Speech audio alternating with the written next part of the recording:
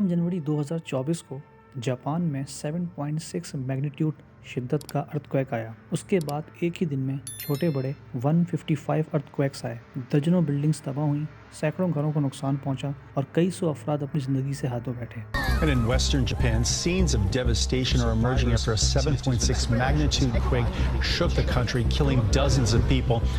बदकिस्मती से 2 जनवरी को एक और हादसा उस वक्त पेश आया जब जापान एयरलाइन का तैयारा कोस्ट गार्ड के तैयारे से टकरा गया, जिसके नतीजे में कई हलाकतें हुई। जापान को अक्सर अर्थक्वेक्स का सामना क्यों करना पड़ता है और वो अपनी हिफाजत के लिए क्या करता है, जानते हैं इस वीडियो में। टेक्टोनिक्स प्लेट्स ज़मीन की सबसे आउटर मोस्ट लेयर है जो ज़मीन के क्रस्ट और अपर पार्ट ऑफ मेंटल से बनती है। ज़मीन के कोर में मौजूद हीट जो जनरेट होती है उसकी वजह से कन्वेंशन करंट निकलते हैं और जिसकी वजह से टेक्टोनिक्स प्लेट्स हिलती रहती हैं। जापान इन टेक्टोनिक्स प्लेट्स में घिरा हुआ है। Pacific plate, Philippine plate, Eurasian plate, north American plate. यही वजह है कि जापान में अर्थक्वेक्स तवातुर के साथ आते हैं। पैसिफिक प्लेट में सबसे ज़्यादा टेक्टोनिक एक्टिविटी देखने को मिलती है, जिसकी वजह से इस पैसिफिक प्लेट को रिंग ऑफ फायर कहा जाता है। लिहाजा दुनिया में सबसे ज़्यादा अर्थक्वेक्स इसी एरिया में आते हैं और सबसे ज़्यादा वोल्केनोस भी यहीं देखने को मिलते हैं। ज़मीन का सबसे डीपेस्ट पॉइंट समंदर के अंदर मरियाना ट्रेंच, जिसमें डीप चैलेंजर सबसे डीपेस्ट पॉइंट है। जापान के साथ भी एक बहुत बड़ा ट्रेंच मौजूद है जिसे जापान ट्रेंच कहा जाता है।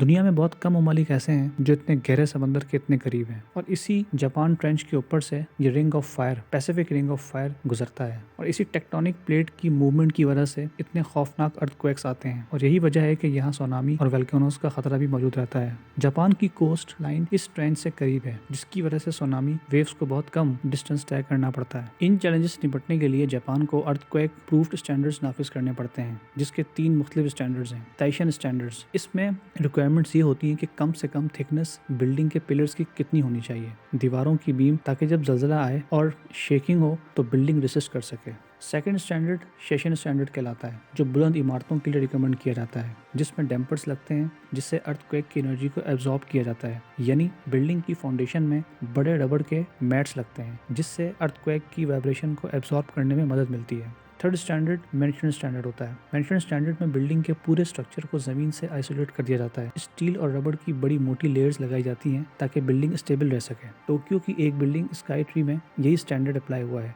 जो पूरे शहर की सबसे ज़्यादा अर्थक्वेक रेसिस्टेंट बिल्डिंग है। 2011 के अर्थक्वेक जो 9.0 मैग्नीट्यूड का था, इस बिल्डिंग को खराश तक नहीं आई। सुनामी से निपटने के लिए जापान एहतियाती तदाबीर करता है, गो कि वो इतनी ज़्यादा कामयाब नहीं रहती।